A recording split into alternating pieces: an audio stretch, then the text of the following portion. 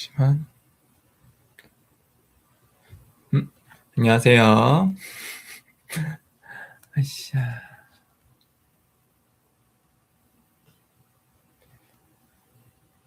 네, 오늘 서울 갔다 오느라 조금 부랴부랴 준비하긴 했는데, 그래도 감사합니다. 그래도 아까 전에 올린 내용대로 오늘은 주로 아오야마 대학교 에키덴에 대한 이야기랑 그리고 코어 트레이닝에 관한 이야기로 한 1시간 정도 될 것 같아요. 그를 토대로 한번 이야기를 차차 진행해 보도록 하겠습니다. 그럼 화면 띄워서 진행을 하려고 하니까요. 잠시만 기다려 주세요. 어, 요거는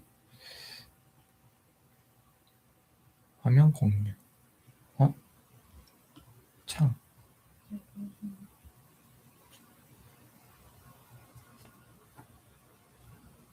네. 네, 요렇게 네, 오늘 라이브 내용은 총 크게 4가지를 주제로 진행을 하려고 합니다. 그럼 슬슬 바로 시작을 해볼게요. 네.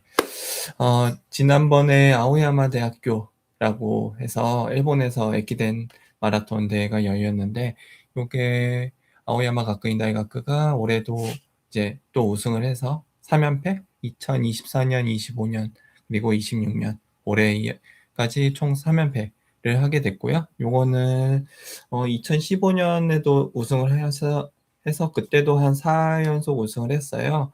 이제 에키덴 역사상 두 번째 3연패를 달성해서 정말 이 아오야마 일본에서 이 대학교 아오야마 가쿠인 대학교는 이제 명문 중에 명문 아니까 뭐 대학교를 거의 제패했다 싶을 정도인 것 같은데, 오늘은 그에 대한 아오야마 대학에 대한 이야기도 살짝 하고 이제 그 중심 본론이죠. 네, 일본에서 아오야마 대학이 많이 인기가 뭐 세니까 인기가 높아지면서 요런 코어 트레이닝이란 책들이 많이 판매가 됐어요. 어느 정도냐면은 일본에서 한 15만 부, 16만 부 정도 판매됐는데, 요거는 저희 같은 일반인 마스터스뿐만 아니라 이제부터 초중 고등학교 학생들이 이제 육상부 이제 달리기 좋아하는 친구들이 이제 펴놓고 있는 그런 책들이 교본 같은 게 돼서, 어떻게 보면은 이제 자라나는 육상부 애들은 거의 반드시 읽는다는 책으로 저는 알고 있거든요. 그래서 이 책을 바로 번역을 해서 우리나라 말로 번역을 하면 좋겠지만 이제 출판 업계 생태상 요 책 한 권을 한국어로 번역하는데 한 1,000만 원은 좀 더 넘어가거든요. 1,200에서 1,500 정도 드는데, 그거를 전부 수익화하기에는 좀 어려운 현실이 있어서 출판사한테는. 그래서 오늘은 뭐 이 내용을 토대로 이 책들이 우리나라 말로 출판이 되면 저는 우리나라 러닝계 또 육상계에 많은 도움이 될 거라 생각을 하는데, 뭐 일단은 제가 오늘 아는 범위 내에서 이런 코어 트레이닝을 안내해 드리면서 영상을 마무리해 볼까 합니다. 그럼 잘 부탁드리겠습니다. 네, 그러면 우선 아오야마 학원이 어떤 식으로 에키덴을 좀 이제 에키덴의 왕이 되었는지 좀 간단히 말씀을 드리자면은, 어 잠시만요. 일단은 이분을 빼놓고는 말을 안 할 수가 없을 것 같아요. 잠시만요. 네. 네.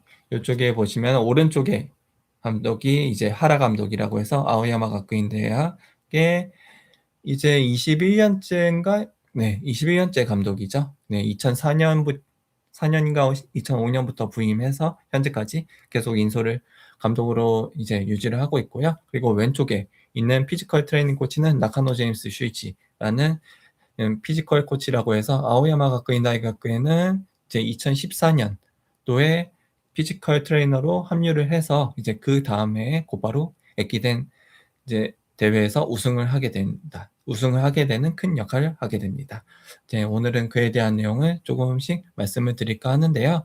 우선 오른쪽에 이 하라 감독 같은 경우는 조금 경력이 특이해요. 저희 대학교 육상부 같은 경우는 대부분 선수 출신, 이제 우리나라도 마찬가지지만 다른 나라도 대부분 오랜 프로 선수들이 이제 은퇴 후에 요런 지도자의 길로 걷게 되는데, 이 하라 감독 같은 경우는 이제 대학교 때까지는 열심히 뛰었다가 이제 실업 선수로도 뛰었었나? 근데 일반 비즈니스맨이 돼요. 이제 자기는 이제 더 이상 육상 쪽으로는, 제가 알기로는 실업 선수로도 좀 뛰었다가 부상으로 인해서 그대로 27 살에 은퇴했나? 은퇴를 한 다음에는 그냥 비즈니스맨, 네, 회사원이 돼서 영업을 해 가지고 어떤 물건을 판매하는데 그걸 뭐 전국 1 위도 했다라는 말도 들었고, 아무튼 수완도 대단한 사람이게 된대요. 어떻게 보면은 일반 회사원에 몸담았던 사람이 나중에 자기 학교 후배한테 요 아오야마 학원에 대한 코치 감독직을 제안받아서 이쪽으로 고심해서 오게 되는데, 그 해가 2004년, 2005년이었고요. 그때 처음에 아오야마 학교에 왔을 때는 정말 지금의 명성과는 비교도 안 될 정도로 정말 엉망진창이었다고 해요. 규율도 하나도 없고 이제 술 마시러 가고, 그냥 일본에도 이제 술 마시는 그냥 동호회도 많거든요. 저는 그런 데 안 가긴 했지만, 네, 그런 동호회도 많은데, 여기는 아오야마 가쿠이는 육상부가 정말 말만 육상부지, 일반 엘리트 말고 일반 애들도 와서 그냥 당시에는 정말 좀 난장판이었다는 그런 이야기를 들었기도 했는데요. 그 당시 이 하라 감독이 왔을 때는 처음 3년 때까지는 이제, 그전의 역사를 말해 두면은, 마지막으로 이 아오야마 가쿠인 대학이駅伝 본선에 나간 게 1976 년인가? 그때를 마지막으로 거의 30년 정도는 못 나갔다고 해요. 그래서 요 하라 감독의 당시 2004년 부임했을 때 목표도駅伝에서 우승하는 게 아니고駅伝 본선에 나가는 거였거든요. 그래서 당시 감독 목표는 임기가 처음에 3년이 주어졌는데, 3년 안에駅伝 예선을 돌파하겠다라고 했었는데, 사실 그 부분은 실패를 했고요. 이제 마지막에는 좀 조급한 마음에 실력이 좋은 선수들을 뭐 대학교에, 뭐 우리 대학교에 오라고 해서 들여왔는데, 그 애가 물론 이제 소동을 일으켜 가지고 결국 대학교 육상부 분위기만 망치고 해서 그때는 또 성적이 안 올랐는데, 이제 사실 계약이 끝날 뻔했는데 이제 원래 영업맨답게 수완을 발휘해서 좀 더 인기를 끌게 되었고요. 그 계기로, 하지만 그때 그 계기로는 아니고 이제 그 사이에 계속 하라 감독만의 그 지도 철학, 좀 자율성을 중시하는 철학이었다고 해요. 그리고 또 기숙사 생활도 꾸준히 하고 있고, 이제 규칙 자체가 없던 육상부였는데 그런 규칙을 세우고 하다 보니까, 이제 1, 2학년 때 육상부에 하라 감독의 지도를 받았던 애들이 4학년 되면서 이제 계속 체계가 잡히기 시작하는 거죠. 그때부터 조금씩 성적이 올라서, 잠시만요. 제가 알기로, 음, 음. 제가 알기로, 안 나오네.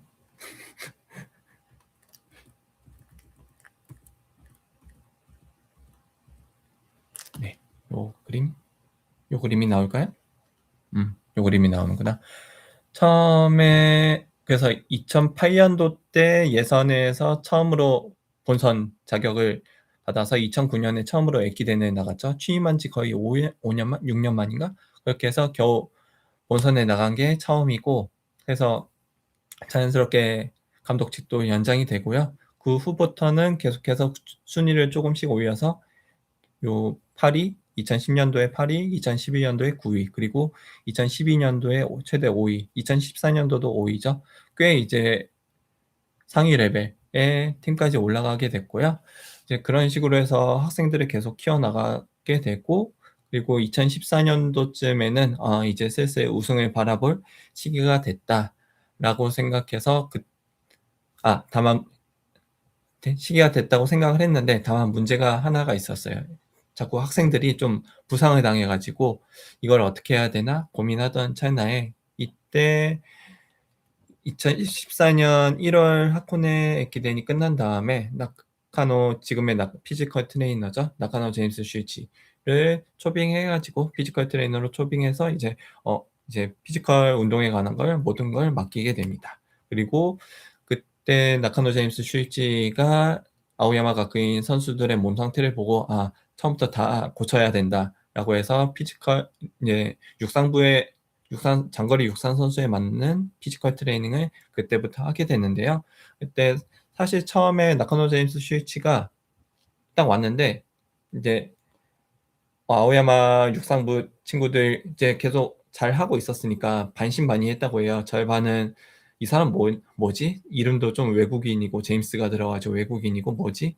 하는 의견과 또 하나의 반쪽은 '아 그래도 뭐 일단 피지컬 트레이너로 오셨다니까 믿고 해 보자.'라고 해서 반반했다고 해요. 그 나카노 제임스 슈이치도 너무 강요는 하지 않고 이제 하는 사람만 일단 같이 하게 됐는데 그 효과가 여름쯤에 나타났다고 합니다. 여름쯤에 이제 복근 운동이 아니고 그 코어 운동을 피지컬 운동을 계속한 선수들은 계속해서 여름에 PB를 갱신하게 되고 계속해서 기록이 향상해 좋아지고 그런 건 그렇게 느끼죠. 그 멤버들이 그다음 해 뭐 2015년 ekiden 본선에 나가는 멤버들이 되기도 했다는데 그 직접 코어 운동을 피지컬 트레이닝을 한 친구들이 그런 효과를 보니까 이제 다른 친구들도 이제 따라하게 된 거죠. '아 따라가야 되겠다. 나도 해야 되겠다.' 하면서 팀 전체가 아오야마 육상부 전체가 피지컬 트레이닝에 충실하게 따라가게 되면서 이제 그렇게 반년을 더 후연하게 되죠. 그리고 마침내 2015년 새해에 이제 당당하게 우승을 첫 우승이죠. 아오야마 가쿠인 육상부로는 처음 거의 거의 백 아예 처음이죠. 첫 우승을 달성하게 됩니다. 그 후로도 계속해서 4년 동안 연속 우승을 달성하면서 정말 아오야마는 아오야 아오토레라는 용어도 생겨나고 아오야마 가쿠인만의 그 훈련 방법이라든가 그런 매스컴에도 엄청 나오고요. 그때 나온 책이 요 아오야마 피지컬 트레이닝이라는 책입니다. 그래서 이번에 또 3 연패를 한 기념으로 한번 요런 영상을 준비해 봤는데요. 대략적인 아오야마 가쿠인의 스토리는 요 정도라고 말씀을 드릴 수 있을 것 같아요. 그렇다면은 이제 그다음에는 '왜 피지컬 트레이닝인가?' 잠시만요. 그다음에는 '코어 근육에 대해서 알아보자.'인데 왜 달리기를 하는데 코어 근육이 왜 중요할까요? 그럴 그를 위해서는 일단 어 잠시만요. 그를 위해서는 그림을 또 준비를 해야 되는데 어 요거를 준비를 해 볼게요.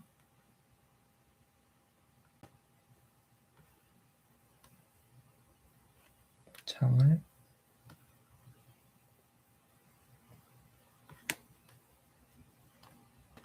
음. 이 그림은 쪼금 힘들 수도 있겠다. 일단은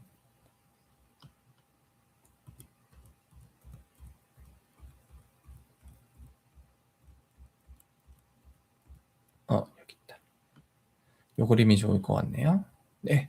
이 그림으로 안내를 해 드리면 좋을 것 같은데 왜 코어 운동이 중요한가에 대해서 한번 말씀을 드려야 될 것 같아요. 여기 보시는 근육들은 지금 맨 위에 한자가 이제 횡격막이라는 한자고요. 그다음에 이 뒤쪽으로 좀 빨간색으로 길게 꽂아 있는 척추 뒤에 있는 근육을 다혈근이라고 하고 그리고 이제 복부를 양쪽으로 감싸는 근육을 이제 복획근, 복횡근이라고 하고 맨 마지막에 골반 근처에 있는 근육을 골반기저근이라고 해요. 왜 이거를 굳이 한자로 좀 어렵게 보여드렸냐 하면은 요게 좀 표현하기가 좀 우리의 근육 체계를 좀 표현하기 쉬울 것 같아서 네. 예시를 들어 봤는데요. 횡격막 위에는 갈비뼈가 바로 있고 그리고 골반 기저근은 뼈를 네 골반뼈를 중심으로 두고 있잖아요. 근데 그 사이에 보시면은 사실 척추 빼고는 아무 근육이 없어요, 그 외쪽에. 음 그래서 뼈라고는 척추밖에 없고 그 양쪽에는 아무것도 없어서 사실 우리가 뛸 때는 이쪽에 이 가운데 그 이 가운데 중심에 내장들이 다 모여 있잖아요. 그래서 사실 우리가 뛸 때는 우리는 잘 느끼지 못하지만 내장들이 계속 출렁이고 움직이고 있거든요. 그런데 이런 코어들이 만약 약하면은 계속 이런 내장들도 몸 안에서 계속 움직임이 격해지게 되고 자연스럽게 복부의 코어가 약하다 보면은 오래 버티지 못하게 되고 나의 어 혹시나 그런 경험을 하셨을지 모르겠지만 좀 뛰는 시간이 오래되다 보면 자연스럽게 좀 몸이 젖혀지고 턱이 들어 올려지는 그런 경험을 하지 않나요? 그런 부분은 '코어가 아무래도 쪼금 한계에 다다랐다.'라는 신호일 수도 있어서 이제 우리가 코어 운동하는 거는 요런 요 저자도 그렇고 이런 코어를 정말 복대처럼 튼튼하게 만들어 가지고 이제 지지 흔들림 없이 지지대로 삼아서 장시간 오랫동안 뛰기 위한 방법이라고 하는데요. 만약 코어가 약하면은 이런 쪽도 출렁거리고 결국 그런 출렁거림은 내장의 흔들림뿐만 아니라 에너지 손실로도 이어져 가지고 이러한 코어 운동은 네 장거리 운동을 하는 데 있어서 네 필수가 아닐까 네 생각해서 이번 영상을 준비해 봤습니다. 그래서 요거는 그림으로 다시 보여 드리면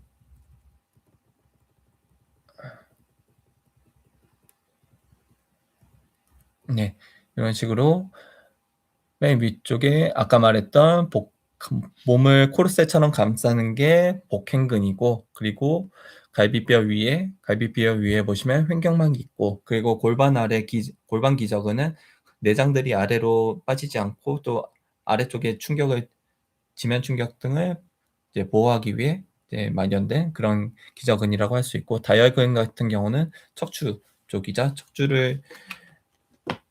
척추의 중심축을 잡아주는 근육이라고 할 수 있는데 요게 우리 몸의 기본 코어 중에 핵심 부분이라고 말씀을 드릴 수 있고요.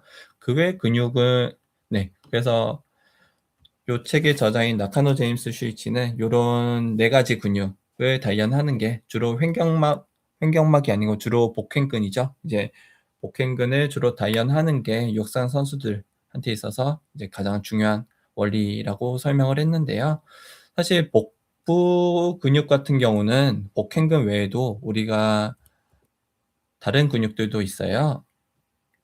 예. 아까 보시던 복행근이 있고 이제 내복사근이란 게 있고 외복사근이란 게 있고 복직근이란 게 있는데 순서대로 좀 말씀을 드리면 복행근은 이제 저 표층을 보시면 알 수 있듯이 가장 깊숙이 안쪽에 있는 이제 복부 근육이라고 볼 수 있어요. 이제 파워는 적지만 어떻게 보면 우리 몸을 가장 지지대처럼 지탱해 주는 근육이라고 할 수 있고요. 내복사근이나 외복사근 같은 경우는 이제 복 복압을 유지해 주는 복행근과 마찬가지로 복압을 유지해 주는 원리를 갖고 있기도 한데 그것도 있고 아니면은 몸을 비트는 운동 우리가 야구나 농구나 축구 할 때 몸을 회전을 해서 방향 전환하든가 슛을 하잖아요.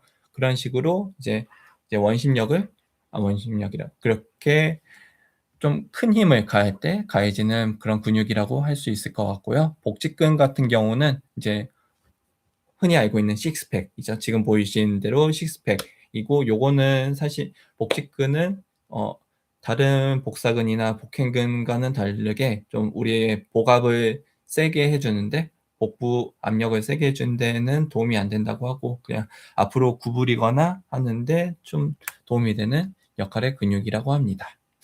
네 그래서 쭉 자세히 살펴보시면 그래서 좀 더 자세히 살펴보시면은 요거를 보면서 같이 얘기를 해 볼게요. 그러면은 나카노 제임스 슈이치는 이 중에서 어떤 근육을 키워야 되냐라고 하면은 육상 선수라면은 우선 다른 근육보다는 위에 1 번의 이너 유닛이라고 해서 아까 말했던 복행근, 다혈근, 횡격막, 골반저근을 키워야 된다라고 말했고요. 상대적으로 아우터 유닛 잠깐만요. 상대적으로 좀 더 바깥에 있는 근육인 복직근이라든가 식스팩 같은 복직근이라든가 외복사근, 내복사근은 좀 우선순위를 뒤로 하는 방법으로 이제 그 아오야마 가쿠인 선수들을 키웠다고 해요. 그래서 전체적으로 요런 그렇다면은 어떤 식의 코어 트레이닝 훈련이 있나 그거를 좀 살펴봐야 될 것 같은데요. 사실 저도 맨 처음에 이 내용 준비하기 전에 좀 가볍게만 훑어봐서 저는 그전에 코어 운동이라면은 무조건 스쿼트하고 뭐 스쿼트가 아니고 플랭크하고 사이드 플랭크 뭐 그 정도로만 했지 그렇게 플랭크가 어느 정도 힘이 들잖아요. 그렇게 어느 정도 힘들게 버텨야지 복근이 좀 단단해지는구나, 코어가 길러지는구나라고 했는데 이분의 접근 방식은 좀 많이 달랐어요. 그 심부 근육 말하자면 요 맨 위에 복행근이 가장 심부 근육인데 심부 근육을 자극하려면은 그거보다는 좀 정말 이래도 될 정도의 좀 가벼운 훈련을 하더라고요. 저도 하면서 좀 반신반의했는데 좀 몇 번 따라해 보니까 그래도 복행근 좀 내부 근육이 써지는 것 같아서 그거를 좀 지금부터 안내해 드릴게요. 지금 저 제가 준비한 자료 캡처하실 분들은 지금 캡처하시고요. 지금 잠시만요. 요거는 잠시만. 자료 준비하는 요거부터 있나?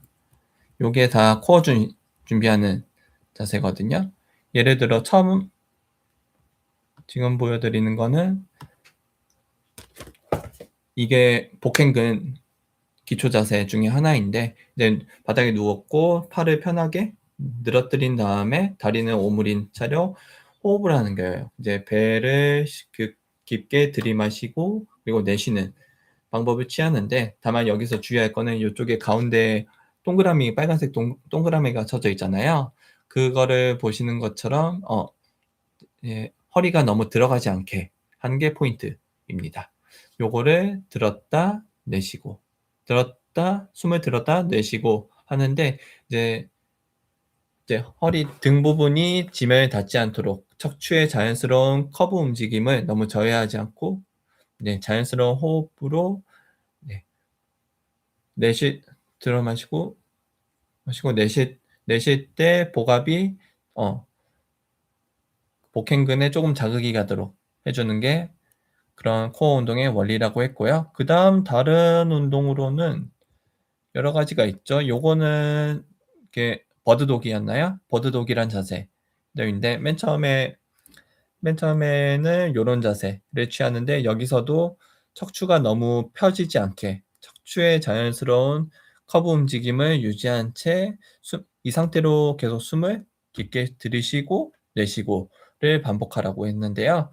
그 바, 들이쉬고 들이마시고 내쉬면서 최대한 복행근에 자극이 가는 거를 좀 느끼면서 하라고 했고 요 상태에서 좀 편해진다면 그다음에 버드독 자세 한쪽 팔과 발을 조금씩 들면서 조금 난이도를 올리면서 호흡을 유지해 보는 자세를 취하라고 했는데 사실 이 자세는 이제 러닝하는 분들은 어느 정도 복근이 단련이 돼 있기 때문에 많이 힘들지 않을 거라 생각을 해요. 그래서 요런 식으로 천천히 복행근을 단련하면은 심부 근육을 단련하면은 내가 이제 하루 이틀은 아니죠. 거의 몇 달 동안 계속 꾸준히 쌓으면은 어느새 내 코어가 단단해져 있다라는 걸 느낄 수 있을 것 같고요.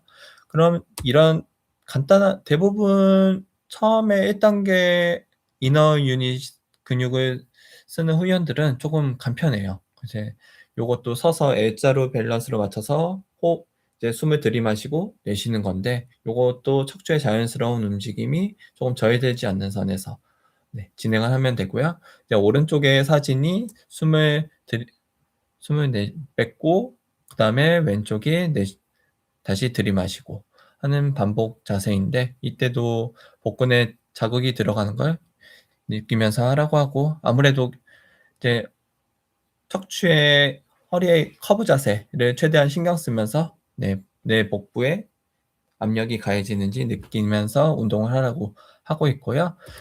저 같은 경우는 이제 카운터에서 계속 볼일을 보고 있으니까 손님이 오시기 전까지 계속 기다리고 있는데 가끔씩 종종 생각날 때마다 이 T자 밸런스를 하고 있거든요. 요 상태로 하면은 음 뭐 지금 너무 화면이 작아서 안 보이겠다.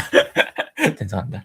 제가 카운터에 가끔씩 작업하다가 '아 그래도 복근 운동 해야지.' 하면은 요런 식으로 요즘 T자 자세로 해서 요 배 복부 쪽에다가 살짝 경사를 기울이면은 이거를 위아래로 한쪽 발로 들고 있으니까 좀 버티려고 하더라고요, 제 배가. 그래서 이 상태에서 살짝 기울인 상태에서 호흡을 들이마시고 내쉬다 보니까 이쪽 안쪽 코에도 쪼금 자극이 가는 걸 실제로 느낄 수 있었고요. 그래서 오늘 영상 보시는 분들도 복 코어 운동이라 해서 너무 어려운 그런 운동이 아니라는 것을 좀 알아봐 주셨으면 좋겠습니다. 저도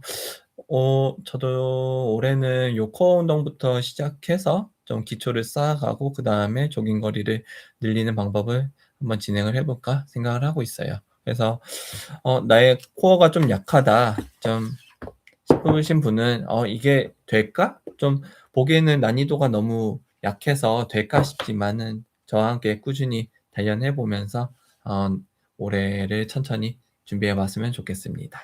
네. 코어 운동의 예시는 요 정도고요. 일단 나카노 제임스 슈이치는 2015 년에서 한 10년 전이죠. 10년 전 코어 운동할 때는 이런 이너 유닛이라고 해서 복행근이란 그 안쪽 근육을 최대한 쓰는 방향으로 진행을 하도록 네 수업을 진행을 했고요. 이제 이런 이너 유닛이 왜 중요한가 하는 것에 대해서 말씀드리면은 아무래도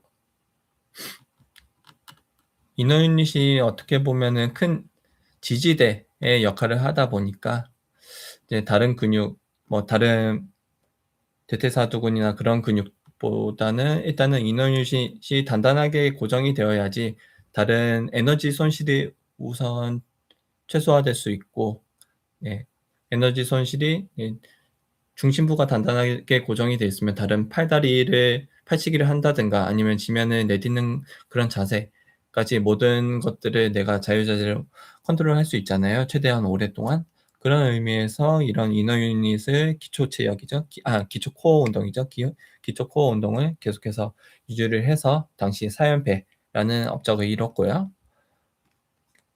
그런데 저는 맨 처음에는 요 내용까지만 하려고 했는데 사실 여기가 맨 위에 횡격막, 복행근, 골반 기저근 그리고 다혈근 이렇게 4 가지 코어 운동이 있다는 걸 코어 운동을 할 때는 이 부분을 키워야 한다는 걸 네 유의해 주시면 감사하겠습니다. 그래서 저는 맨 처음에는 이 내용만 준비했었는데 마침 2 권도 읽다가 2 권을 읽으니까 또 전개가 달라지더라고요. 이제 2권 같은 경우는 이제 카본 재작년에 나온 이제 코어 트레이닝 책인데 요거는 쉽게 말해서 카보나 이후의 코어 단련법에 대한 게 나와 있어요.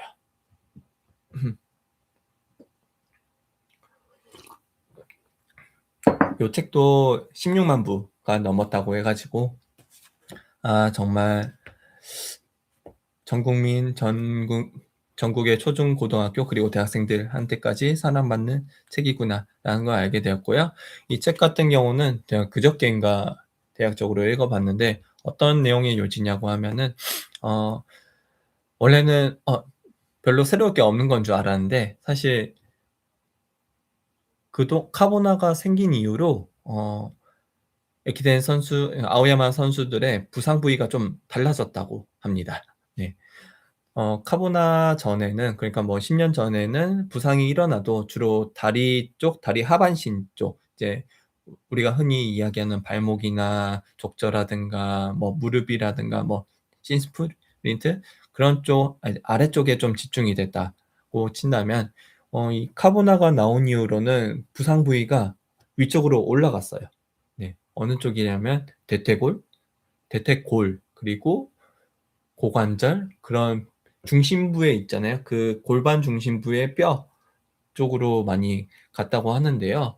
어 그래서 이제 요거의 원인은 그동안에는 카보나 이전에는 이제 지면 반발력이나 그런 거를 전부 내가 신발을 통해서 알아서 했다면은 카보나가 생긴 이후로는 따로 그 어떻게 보면은 지면을 차 가지고 그런 부상이 생긴다기보다는 음 그 중심부 쪽에 충격이 많이 가 가지고 이 선수 우리랑 다를 수 있어요. 선출 같은 경우는 카보나를 신은 후부터는 이제 그전에는 지면 무릎을 굽혔다 펴면서 거기에서 발생하는 주면 충격이 아래쪽에 가서 부상 부위가 많이 뭐 발목 주변에 많이 발생했는데 카보나 이후로는 이제 무릎을 굽혔다 펴는 동작이 많이 사라졌다고 해야 되나?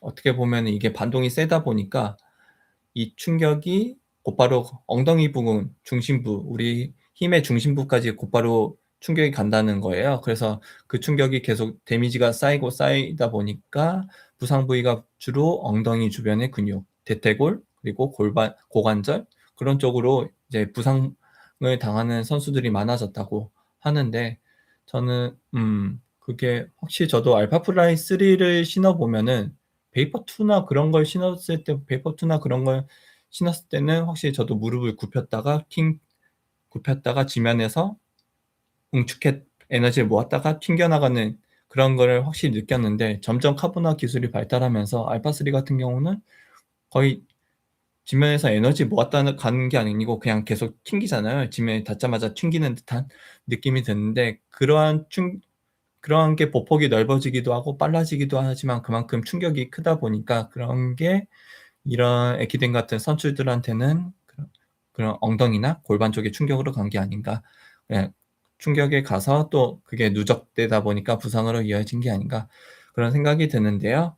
그래서 아오야마 선수들도 한동안 좀 굴곡을 겪었죠. 이제 몇 번의 대회 우승 후에 이제 카보나라는 새로운 아이템, 새로운 세대가 열리면서 실제로 우승을 한 2번인가 3번 내주기도 했어요. 이제 3 위도 하고 4 위도 하고 막 그랬던 것 같은데 이제 카보나에 익숙해진 다른 고쿠가쿠인 대학이라든가 그런 대학교는 빠르게 익숙해져서 적응해져서 빨라졌는데 요 학생들은 그걸 못해서 아직 덜 익숙해지다 보니까 후연은 어떻게 방향을 잡아야 될지 덜 익숙해지다 보니까 3 위도 한번 해 보고 5 위도 한번 해 보고 그랬나? 그랬던 것 같은데 그래서 이 책을 2번째로 쓰게 된 나카노 제임스 슈이치가 그렇다면은 어 이번에는 뭔가 트램플린이란 원래 이 나카노 제임스 슈이치가 다른 쪽의 피지컬 트레이닝도 하고 있어서 우연히 트램플린이라는 이제 스프링처럼 튕기는 그런 대회들 있잖아요. 그래서 올림픽에도 있고 이제 그 놀이공원 같은 데 가면 트램플린 튕기는 거 보면은 튕기는 그런 게 있는데 그 선수들이 후연하고 이제 연습하는 모습 보면서 이제 중심부의 이제 대퇴부라든가 이제 엉덩이 근육을 강화해야 되겠다라고 느끼게 되었다고 합니다. 이제 트램플린 운동하시는 분들은 저도 이번에 처음 봤는데 이제 트램플린의 이제 맨 아래에서 이제 튕겨 나가기 직전에 무릎을 굽힐 줄 알았는데 사실 무릎을 굽히지 않고 거의 젓가락처럼 일자로 해 가지고 다시 튕긴 다음에 거기서 막 3 회전하고 4 회전하고 그러더라고요. 그래서 그분들 같은 경우는 계속 몸을 일자로 만들고 계속 묘기를 하시는데 그쪽에서 그런 트램플린 선수들도 거기서 이제 중심부죠. 중심부 엉덩이나 그런 골반 쪽에 그런 충격이 다 간 거 아닌가라는 좀 생각이 들었는데요. 거기서 나카노 제임스는 그런 트램플린 선수들이 운동하는 걸 보고 거기에서 영감을 얻어서 그럼 이제부터 어 대퇴부라든가 그런 엉덩이 쪽에 코어 트레이닝을 강화하는 방법으로 바꾸기로 아니죠. 도입을 하기로 새롭게 결심을 했는데요. 그래서 했던 게 어떻게 보면 우리가 이미 코어 트레이닝 이제 웨이트 트레이닝이라고 해서 하는 것들이 좀 일부가 있어요. 예를 들어 헬스장 가면은 바벨 있잖아요. 바벨을 들고 거기에다가 한 발로 런지를 한다든가 어떻게 보면 그냥 진짜 웨이트죠. 이제 아오야마 선수들은 그동안은 이제 속근육 키운다고 이제 체간 중심으로 코어 트레이닝을 하고 다른 웨이트는 많이 안 한 걸로 보여요. 그런데 이번에는 2023 년부터죠. 2022년, 2023 년부터 그런 웨이트 트레이닝을 좀 적극적으로 넣기 시작한 것 같아요. 이 책에도 보시면은 이거는 아오야마 선수는 아닌데 이렇게밖에 보여드릴 수가 없네. 이런 식으로 이제 바벨을 들어서 웨이트 트레이닝 하는 모습이 보이고요. 이런 식으로 웨이트 트레이닝 이런 부분이 이제 하반신 트레이닝이 좋다고 하고, 요것도 어떻게 보면은 다른 엘리트 선수들이 익숙한 후연하는 모습 많이 보시지 않나요? 한 발로 들고 다시 내렸다 하는 그런 웨이트 트레이닝을 하는 경우도 있고, 요런 경우는 어떻게 보면은 불가리안 스쿼트죠. 불가리안 스쿼트처럼 위아래로 한다고는 안 나와 있었던 것 같아요. 다 했지 않아서. 근데 여기에서 멈춰서 코어를 강화한다라는 식으로 돼 있어서 여기서 중둔근, 엉덩이 근육을 이런 식으로 강화한다라고 돼 있어서 그리고 또 힙 리프트죠. 힙 리프트 같은 경우도 이제 엉덩이 근육을 강화하는 훈련이니까 이런 식으로 지금까지 웨이트 둔부나 이제 햄스트링 쪽에 웨이트 트레이닝을 하긴 했었겠지만 그렇게 비중을 안 뒀는데 카보나라는 새로운 시대가 열리면서 이들도 웨이트에 좀 치중하면서 체질을 개선하게 됩니다. 네. 그래서 그 결과가 어떻게 됐냐면은 기존에 하던 이제 속근육, 복행근을 단련하는 훈련을 아마 그대로 했겠죠. 하고 이런 코어 트레이닝, 이제 웨이트 트레이닝까지 함께 하면서 그들은 2024년부터죠. 2024년부터 다시 우승하고 내리 올해까지 3년 연속 우승을 이루게 됩니다. 어떻게 보면은 코어 트레이닝이 이들한테 있어서는 코어 트레이닝이 카보나로 인한 부상을 막는데 새로운 해결을 가져다 준 방법이었지 않나 그런 생각이 들어요. 저는 이 자료들을 읽으면서 아마 지금 보시는 분들도 그렇고 저한테도 전부 다 적용은 안 될 수도 있겠다 하는 생각이 들어요. 왜냐면 우리가 카보나 신어서 생기는 부상 부위는 아직은 무릎 아래쪽이 좀 많지 않을까? 각 개개마다 다르긴 한데 저는 이제 많이 뛰면은 뻐근해져서 고관절 쪽이 좀 뻐근해지기 시작하는데 확실히 좀 고관절이 좀 힘들어진다 그런 느낌은 하는데 사람에 따라서는 카보나 신고도 좀 무릎 아래가 다칠 수도 있잖아요. 그 부분은 모두 일률적으로 또 적용하기 어렵지 않나 그런 생각이 들어서 오늘 제가 말씀드린 거는 이 책과 뭐 이분들 같은 경우는 선출이니까 프로니까 예. 뭐 엘리트니까 그걸 좀 감안하고 보시면 되지 않을까 생각이 들고요. 그리고 또 한 가지 말씀드리고 싶은 게 저는 웨이트 트레이닝 이거는 이제 제 얘기로 좀 넘어가는데 저는 사실 제가 싱글 달성할 때까지 코어 트레이닝을 한 적이 많이 없었던 것 같아요. 하긴 했는데 이제 적어도 한 3시간 10분 때까지는 코어 트레이닝은 안 했던 것 같아요. 근데 그럼에도 3시간 10분 대가 나왔던 거는 제가 그때 당시에 뭐 30살 중반대 전인가? 좀 젊기도 한 것도 있고 뭐 젊기도 해서 아직 근육이 좀 생겼던 것도 있고 뭐 여러 가지 이유가 있을 수도 있을 것 같은데 이제 제가 하고 싶은 말은 달리기를 어느 정도 꾸준히 하면은 그거 자체만으로도 코어 트레이닝이 살짝 되는 면이 있긴 해요. 근데 그거는 천천히 조깅할 때보다는 아무래도 LT라든가 어느 정도의 숨찬 지속주라든가 또 인터벌이나 레피티션 하면은 가끔씩 레피티션 할 때 레피티션을 정말 오랜만에 하다 보면은 그 다음날 복부가 땡기긴 하거든요.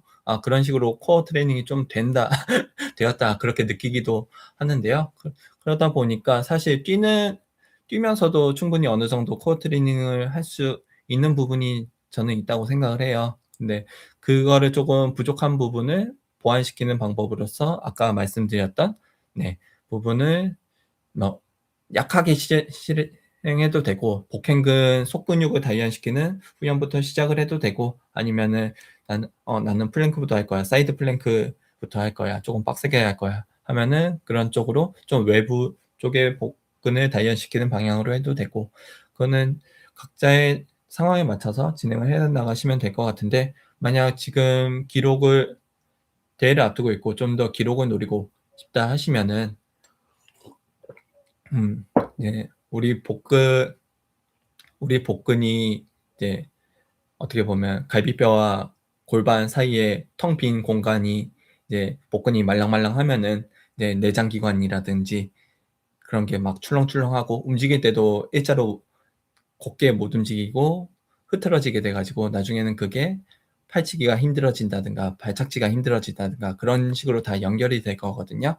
그러니까 복근을 평상시에도 생각날 때 아까 뭐 한 발 서서 기울여 가지고 복근 쪽에 좀 자극 주기라는 훈련을 하거나, 아니면 누워서 살짝 버드데드 같은 그런 자세를 하거나 하면서 일상에서 하루에 5분, 10분만이라도 쌓아 두시면은 그게 3개월, 6개월 후에는 나도 모르는 새 좀 복근이 단단해져서 음, 내가 원하고자 하는 페이스를 좀 더 달릴 수 있게 되지 않을까 생각을 합니다. 아니면은 시간이 없으신 분은 아무래도 평소 후연해서 진행을 해 나가시고, 가끔씩 뭐 조깅하다가 마무리에 10분 정도 지속주를 하면 그것도 어느 정도 복근 훈련은, 코어 훈련은 되니까요. 그런 식으로 진행을 하시면은 또 좋을 것 같고요.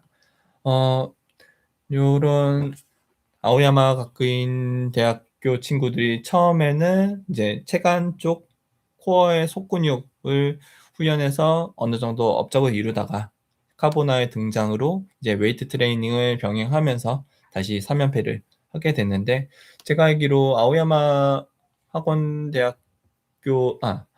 가쿠인 대학교의 학생들이 마라톤도 뛴 걸로 알아요. 작년에도 한 2시간 6분대 주자가 2명인가 있고 했는데, 어 대학생이 이미 뭐 2시간 6분대 주자가 2-3명 이미 나올 정도라면은 코어 트레인 속근육을 키우는 코어 트레이닝과 합쳐서 이제 대퇴부라든가 햄스트링이라든가 엉덩이까지 단련하는 웨이트 트레이닝께도 적절하게 섞어 주면은 '나의 한계를 깰 수 있지 않을까?'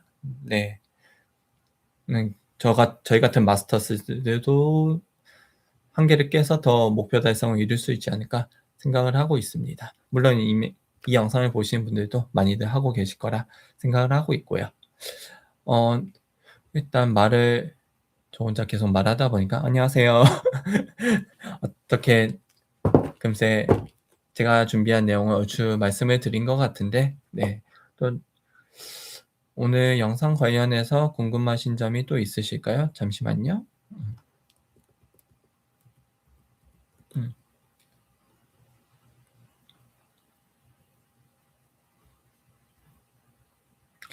네, 오늘 영상에서는 요렇게 기된 3연패를 한 이유와 코어 근육에 대해 알아보자. 아오야마의 코어 단련법.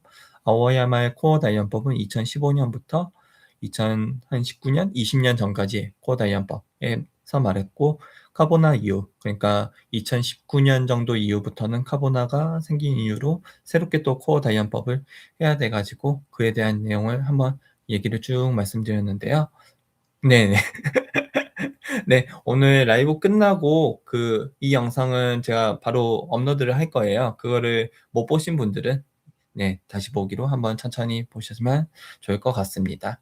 제가 계속 대본 없이 말하느라 조금 횡설수설 왔다 갔다 한 내용도 있긴 한데, 코어 근육에 관해서 전반적으로 제가 아는 범위에서 말씀을 드렸는데, 한번 알아가면 마라톤 준비하는 데 있어서 조금 좋은 팁이 되지 않을까 싶습니다.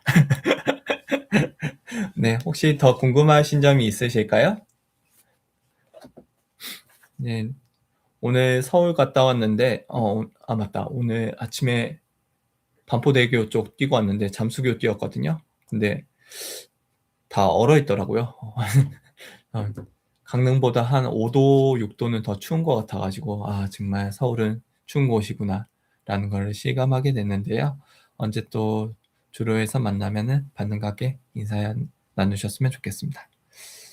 네, 하루에 10분, 20분까지 할 수 있으면 좋긴 한데 코어 운동 하루에 10분 정도를 일단 목표로 삼아 봐도 좋지 않을까요? 네. 일단 하루에 10분 코어 운동을 하고 그것뿐만이 아니고 뛰실 거잖아요. 네, 뛰는 것으로도 충분히 코어 운동이 될 테니까 어느 정도는. 네. 그러면은 잘하면 3달 안에도 꾸준히 하신다면 후연을 효과를 볼 수 있지 않을까 생각을 하고 있습니다. 우리가 뛰는 과정에서도 몸이 뒤로 안 젖혀지기 위해서 코어를 이제 사용해서 턱을 내리거나 그런 식으로 이제 무의식적으로 하는데 그런 것도 다 코어 운동의 일환이라고 생각이 되고요. 거기에 플러스 아까 하루 10분, 20분 투자한다면 이라고 말씀하셨는데 제 추측이지만 분명 도움이 되지 않을까 생각을 합니다. 저는 하루 지금 5분에서 10분 정도 하고 있는데 요렇게 그냥 꾸준하게 한 반년 정도 밀고 가려고요. 저는 지금 작년에 장염이랑 대상포진이랑 다 걸려 가지고 올해 상반기는 대회 거의 안 나갈 것 같아요. 올해는 상반기는 몸 회복하고 반년 동안은 회복하고 하반기 준비하면은 어 트랜스 제주 나가거나 다른 대회를 나가거나 그렇게 하면서 몸이 안 되다 보니까 이제 동막까지 얼마 남았죠? 2달 남았나? 2달 남았으니까 일단 웨이트 그래도 아예 안 하셨다면 웨이트나 코어 트레이닝을 아예 안 하셨다면 저는 하는 거를 추천드려요. 분명 도움이 될 거야. 근데 부하가 되지 않는 선에서 하시는 거를 추천드려요. 제가 예전에 그 러닝 BK 님의 그 하반신 하체 근력 운동 있거든요. 그거를 한 달 내내 계속 하다 보니까 PB를 달성했어요. 38분 10km 38분 대 50초였나? 그렇게 달성했거든요. 그전에는 잘 기억이 안 나는데 40분대였던 것 같은데, 네. 그렇게 매 꾸준히 하다 보면은 내게 도움이 되는 거는 틀림이 없다고 저는 생각을 하거든요. 이제 일상에서 이제 너무 부하가 되지 않는 선에서 틈틈이 하시면은 한 10분 투자하는 것도 엄청난 투자거든요. 그거를 코어든 아니면 웨이트든 그렇게 하시면은 네, 분명 좋은 성과가 있지 않을까 생각을 합니다. 저는 추천드립니다. 웨이트도 괜찮고 코어도 괜찮고 하는데 아마 욕심이 있다면 웨이트를 좀 더 하시지 않을까 생각이 되기도 합니다.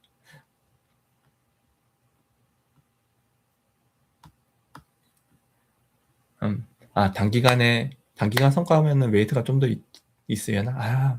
모르겠습니다. 이건 뭐라 말씀 못 드리겠네요. 네, 그러면은 질문이 더 없으시면은 여기까지 하기로 하고, 네, 궁금하신 분들은 다시 처음부터 좀 영상을 네, 보시면 많은 도움이 되실 것 같아요. 이런 식으로 저도 올해 준비하는 게 좀 많다 보니까 그 영상을 따로 대본을 써서 편집하기까지가 그런 영상을 만들기가 조금 힘이 들 것 같아요. 매번 만들 수는 없어서 이런 식으로 라이브를 진행을 하고, 네, 중간중간 라이브를 진행하고 또 도움이 되는 영상. 다음 영상은 아마 체지방 1%를 줄이면은 몇 분 빨라지냐. 조금 그런 자극적인 영상을 좀 준비하려고 하는데, 체지방 1% 빼기가 쉽지가 않잖아요. 그거를 우리는 그동안 1kg를 빼면은 3분 줄어든다라는 그런 통설이 있었는데 그게 구체적으로 이번에는 저는 체지방의 관점에서 한번 다가가고자 한번 체지방 1%를 빼면은 몇 분 단축된다라는 관점으로 한번 접근해서 영상을 만들 준비를 하고 있습니다. 아이고 감사합니다. 저는 동해 쪽으로 오시면은 저희 강릉의 초당 쪽에 있거든요. 순두부 마을이 있는데 그쪽에 순두부 마을 쪽에 오셔서 순두부 드시고 끝나고 커피 드실 때 한 번쯤 놀러 오시면 좋겠습니다. 네. 요즘도 계속 꾸준히 와주시더라고요. 그저께도 한 분 오셔서 정말 제 책도 드리고 했었는데 너무 감사하게 와주실 때마다 뭐라도 하나 더 드리고 싶어서 안내를 해드리고 있습니다. 네, 그러면 이제 10시가 좀 다 돼가는데 오늘 후연 다들 마치셨을 것 같은데 내일부터 강추위가 예상되니까 밖에서 뛰신다면은 꼭 요 보온 신경 쓰시고요. 네, 실내에서 운동하실 때도 네, 즐겁게 무리하지 않게 운동하시길 바랍니다. 네, 그럼 오늘 영상 여기까지고요. 다음 시간에 또 다른 영상으로 찾아뵙겠습니다. 감사합니다.